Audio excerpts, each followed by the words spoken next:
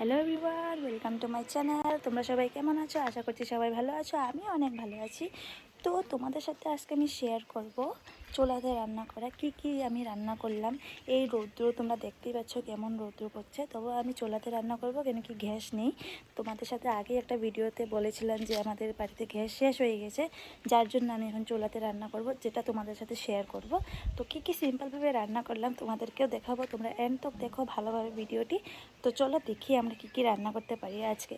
খালি বৃষ্টিটা না আসলেই হয়, না তো সব বরবাদ হয়ে যাবে, আমাদের আর আজকের খাওয়া হবে না। তো তোমরা সবাই দেখতে থাকো লাস্ট তক। তো গাইস, কেমনভাবে বাতাস চলছে, রৌদ্র বাতাস সব আছে। আর আমাদের চুলা রয়েছে এখানে, যেখানে আমি এখন রান্না করব। তো যার জন্য আমি নিয়ে নিলাম এখানে প্লাস্টিক নিয়ে নিলাম চুলা জ্বালানোর জন্য, আর বাঁশ নিয়ে নিলাম। আমাদের বাড়িতে লাকড়িও নেই, তো বাঁশ নিয়ে নিলাম। তো তোমরা দেখতে থাকো আমি কীভাবে রান্না করি। সবার ফার্স্টে এখানে বাঁশ দিয়ে দেব।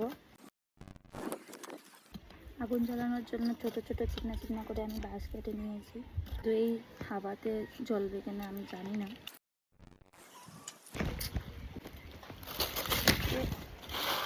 হাওয়াটি একটু থামলে তো আমি একটু চালাতে পারতাম, কিন্তু এখন এমনভাবে হাওয়া চলছে। তো গাইস, আমি এখানে আগুন তো জ্বালালাম, এখন জ্বলবে কিনা এটা দেখতে হবে। প্লাস্টিক দিয়ে দিয়ে জ্বালাতে হবে। তো দেখো এখানে সুন্দরভাবে আগুন জ্বলে উঠছে। খুব কষ্ট হচ্ছে গাইস রান্না করতে। আবার নিভে গেল গাইস, আবার নিভে গেল। চুলাটি কি যে করব গাইস। ফাইনালি ভাতটা হয়ে গেল। তো মাটি গেলে দিলাম, মাটি গেলে আবার বসিয়ে দিলাম ভাতটি একটু শুকানোর জন্য, জলদি টানার জন্য। তারপর নামিয়ে দেব গাইস। ভাতটা নামানোর পর আমি আগে ডালটা করে নিলাম। এখন আমি ডালটা নামাবো।